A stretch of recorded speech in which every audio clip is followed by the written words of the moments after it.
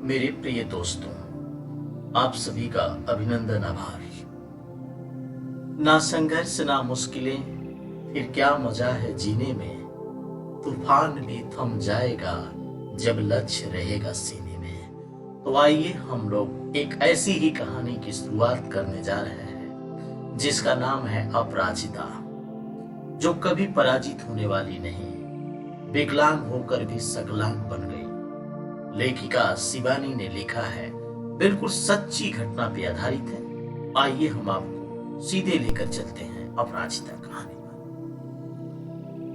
प्रस्तुत प्रेरणादायक कहानी में एक ऐसी अपंग बालिका का चित्रण है। अपंग मतलब जिसके अंग में भंग है, जिसने अपने कठोर अध्यवसाय यानी कठोर पढ़ाई से उत्साह और लगन के खेल पर उन्नति की अनंत ऊंचाइयों पर पहुंच गई। आइए जानते हैं। कभी कभी अचानक ही विधाता हमें ऐसे विलक्षण व्यक्तित्व से मिला देता है। विलक्षण मतलब बिल्कुल प्रतिभाशाली, जिसे देख स्वयं अपने जीवन की रिक्तता अर्थात खालीपन बहुत छोटी होने लगती है। तब हमें लगता है कि भले ही उस अंतर्यामी यानी मन से अंदर से अंतर्यामी ने हमें जीवन में कभी अकस्मात अकारण ही दंडित कर दिया हो, किंतु हमारे किसी अंग को हमसे विच्छिन्न कर यानी अलग कर हमें उससे वंचित तो नहीं किया। फिर भी हम में से कौन ऐसा मानव है जो अपनी विपत्ति के कठिन क्षणों में विधाता को दोषी नहीं ठहराता। ये हम लोग अक्सर ऐसी गलती करते हैं कि जब कोई कठिन परिस्थिति आती है तो हम ईश्वर को गलत ठहराते हैं। ये गलत है। मैंने अभी पिछले ही महीने एक ऐसी अभिशप्त काया देखी, शरीर देखी, जिसे विधाता ने कठोरतम दंड दिया है, किंतु उसे वह नतमस्तक सिर झुकाकर आनंदी मुद्रा में झेल रही है। विधाता को कोस कर नहीं, यानी विधाता पर कोई प्रश्न नहीं। उसकी कोठी का अहाता यानी जो घर है एकदम हमारे बंगले के अहाते से जुड़ा है। ये शिवानी जी कह रही है। अपनी शानदार कोठी में पहली बार कार से उतरते देखा तो आश्चर्य से देखती ही रह गई। कार का द्वार खुला, एक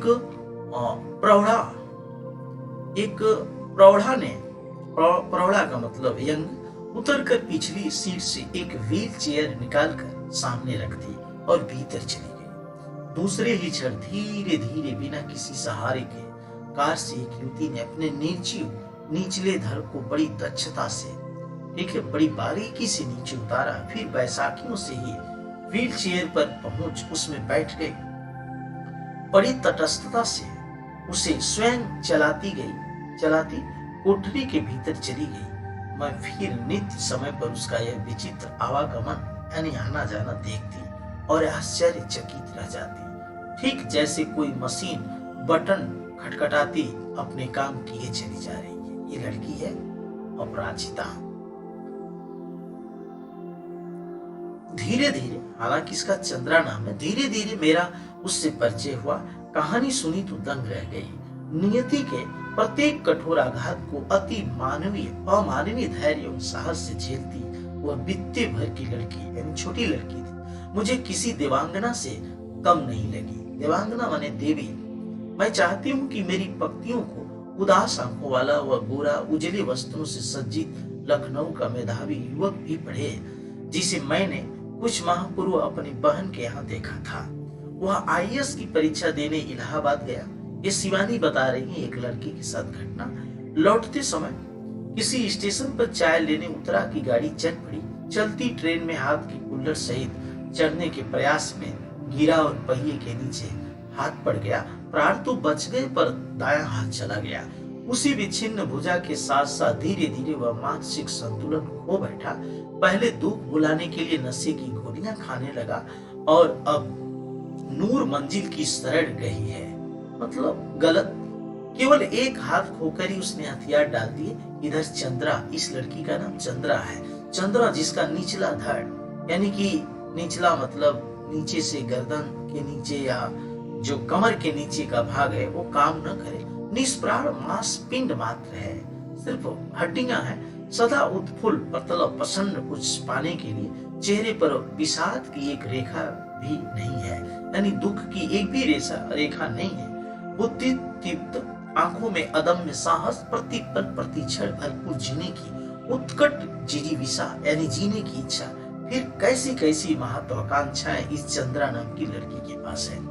मैडम, आप लखनऊ जाते ही मुझे ड्रग रिसर्च इंस्टीट्यूट से पूछकर यह बताएगी कि क्या वहां आने पर मेरे विषय माइक्रोबायोलॉजी से संबंधित कुछ सामग्री मिल सकेगी। यानी वह चंद्रा नाम की लड़की है और शिवानी लेखिका से पूछ रही है, मैडम आप कह रही थी कि आपके दामाद हवाई के ईस्ट वेस्ट सेंटर में है, क्या आप उन्हें मेरा बायोडाटा भेजकर पूछ सकेंगी कि मुझे वहां की कोई फेलोशिप मिल सकती है। फेलोशिप मतलब रिसर्च, रिसर्च के लिए कुछ। यहाँ कभी सामान्य सी हड्डी टूटने पर या पैर में मोच आ जाने पर प्राण ऐसे कंठगत हो जाते हैं कि जैसे विपत्ति का आकाश ही सिर पर टूट पड़ा। और इधर यह लड़की है कि पूरा निचला धड़, पूरा निचला हिस्सा शून्य है, अर्थात कमर के नीचे, फिर भी बोटी बोटी एक एक अंग फड़क रही है कुछ करने के लिए। ऊंची नौकरी की एक ही नीरस करवट में उसकी प्रतिभा निरंतर डूबती जा रही है। आजकल वह IIT मद्रास में काम कर रही है। चंद्रा नाम की लड़की जन्म के 18वें महीने में जिसकी गर्दन से नीचे का पूरा शरीर पोलियो ने निर्जीव कर दिया, उसने किस अद्भुत साहस से नियति को अंगूठा दिखा अपनी थीसिस तथा रिसर्च पर डॉक्टरेट की उपाधि ली होगी।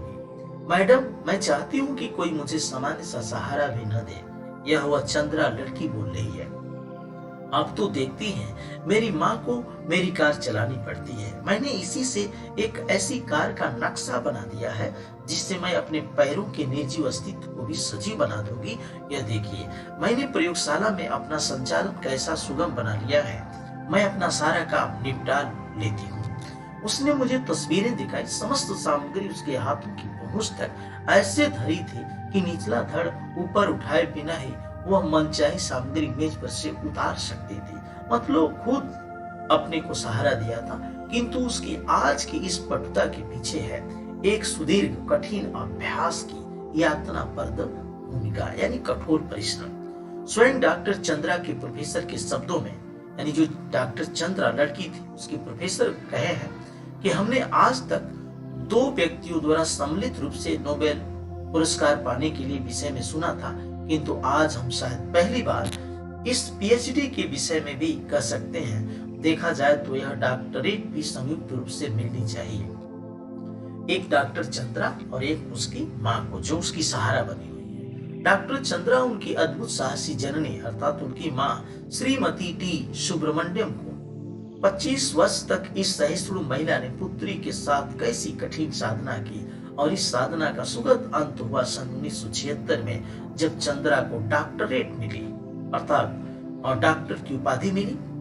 माइक्रोबायोलॉजी में। अपंग स्त्री पुरुषों में इस विषय में डॉक्टरेट पाने वाली डॉक्टर चंद्रा प्रथम भारतीय है। जब उसे सामान्य ज्वर के चौथे दिन पक्षाघात हुआ था तो गर्दन के नीचे उसका सर्वांग अचल हो गया, काम करना बंद कर दिया। भयभीत होकर हमने इसे बड़े से बड़े डॉक्टर को दिखाया, अर्थात इनकी माँ। सबने एक स्वर में कहा, आप व्यर्थ पैसा बर्बाद मत कीजिए, आपकी पुत्री जीवन भर केवल गर्दन ही हिला पाएगी, संसार की कोई भी शक्ति इसे रोग मुक्त नहीं कर सकती। सहसा अचानक श्रीमती सुब्रमण्यम का कंठ अवरुद्ध हो गया। फिर वे धीमे स्वर में मुझे बताने लगी, मेरे गर्भ में तब इसका एक भाई आ गया था। इसके भयानक अभिशाप के बावजूद मैंने कभी विधाता से यह नहीं कहा कि प्रभु इसे उठा लो, इसके इस जीवन से तो मैं मौत भली। मैं निरंतर इसके जीवन की भीख मांगती रही, केवल सिर हिलाकर यह इधर उधर देख सकती थी, न हाथों में गति थी न पैरों में। फिर भी मैंने आशा नहीं छोड़ी। एक आर्थोपैडिक सर्जन की बड़ी ख्याति सुनी थी, वहां ले गए। हड्डी विशेषज्ञ 1 वर्ष तक कष्ट साध्य उपचार चला और एक दिन स्वयं ही इसकी ऊपरी धड़ में गति आ गई, हाथ हिलने लगे, नन्ही उंगलियां मुझे बुलाने लगी। निर्जीव धड़ को मैंने सहारा देकर बैठना सिखा दिया।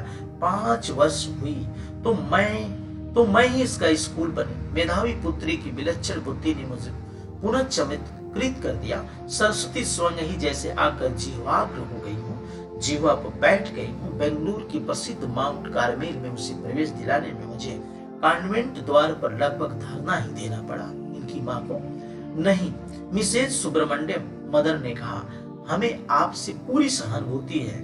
पर आप ही सोचिए, आपकी पुत्री की व्हील चेयर लेकर कौन पूरे क्लास में घुमाता फिरेगा।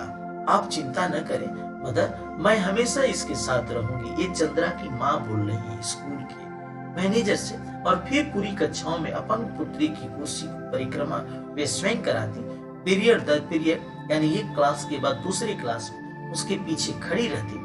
और प्रत्येक परीक्षा में सर्वोच्च स्थान प्राप्त कर चंद्रा ने स्वर्ण पदक जीते, बीएससी में प्रथम स्थान प्राप्त किया, बंगलोर के प्रख्यात इंस्टीट्यूट ऑफ साइंस में अपने लिए स्पेशल सीट अर्जित की। केवल अपनी निष्ठा, धैर्य एवं साहस से 5 वर्ष तक प्रोफेसर सेठना के निर्देशन में रिसर्च कंप्लीट किया। इसी बीच माता पिता ने पेंसिल्वानिया से व्हील चेयर मंगवा दी, जिसे डॉक्टर चंद्रा स्वयं चलाती हुई पूरी प्रयोगशाला में बड़ी सुगमता से घूम सकती थी। आसानी से लेदर जैकेट के कठिन जिरह बख्तर में कसी उस हंसमुख लड़की को देख मुझे युद्ध क्षेत्र में डटे राणा सांगा का ही स्मरण हुआ आता था। छत बिछत शरीर में घावों के असंख्य निशान, किंतु आभा मंडित भव्य मुद्रा। यानी राणा सांगा जब युद्ध में लड़ते थे तो पूरी तरह से चोट के बावजूद भी वो लड़ते रहते थे। इसी की तुलना राणा सांगा से लेखिका शिवानी ने डॉक्टर चंद्रा विकलांग महिला से की है। मैडम, आप तो लिखती हैं, मेरी कविताएं देखिए, कुछ दम है क्या इनमें? मैंने जब वे कविताएं देखी उस डॉक्टर चंद्रा लड़की की तो आंखें भर आई। जो उदासी उसके चेहरे पर कभी नहीं आने पाई, वह अनजाने ही उसकी कविता में झलक आई थी। फिर उसने अपने कढ़ाई बुनाई के सुंदर नमूने दिखाए। लड़की के दोनों हाथ जैसे दोनों पैरों का ही काम करते हो, निरंतर मशीनी खटखट में चलते रहते हैं। जर्मन भाषा में माता पुत्री दोनों ने मैक्स मूलर भवन से विशेष योग्यता सहित परीक्षा उत्तीर्ण की। गर्ल गाइड में राष्ट्रपति का स्वर्ण कार्ड पाने वाली वह प्रथम अपंग बालिका थी। यही नहीं, भारतीय पाश्चात्य संगीत दोनों में उसको समान रुचि है। अपने एल्बम को अपने निर्जीव टांगों पर रखकर वह मुझे अपने चित्र दिखाने लगी। पुरस्कार ग्रहण करती डॉक्टर चंद्रा प्रधानमंत्री के साथ मुस्कुराती खड़ी। डॉक्टर चंद्रा राष्ट्रपति को सलाम देती बालिका चंद्रा और व्हील चेयर में लेदर जैकेट में जकड़ी बैसाखियों का सहारा लेकर अपनी डॉक्टरेट ग्रहण करती डॉक्टर चंद्रा। देख पा रहे हैं, मेरी बड़ी इच्छा थी कि मैं डॉक्टर बनूं। मैं अपंग डॉक्टर वर्गीज की सफल जीवन की कहानी पढ़ चुकी थी।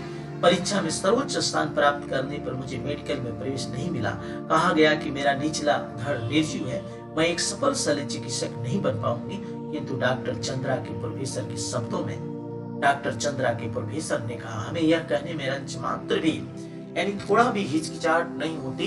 डॉक्टर चंद्रा ने विज्ञान की प्रगति में महान योगदान दिया है। चिकित्सा ने जो खोया है वह विज्ञान ने पाया है।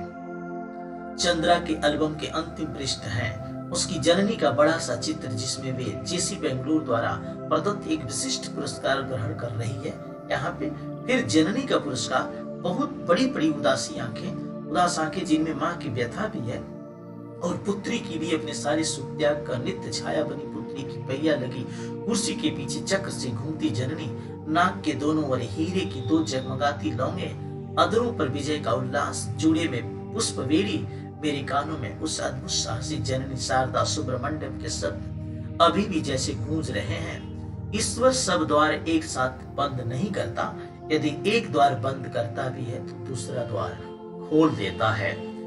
अर्थात कर दिखाओ कुछ ऐसा, दुनिया करना चाहे आपके जैसा। जी हाँ, किसी भी विषम परिस्थिति में हमें हार नहीं मानना चाहिए। विपरीत परिस्थितियों का हमें मुकाबला करना चाहिए, संघर्ष करना चाहिए। आइए हम आपको आज ये कहानी यहीं पे, इसका प्रश्न उत्तर जो भी प्रश्न आपके दिमाग में बनेगा उसको बाद में आप हमसे ये कर सकते हैं।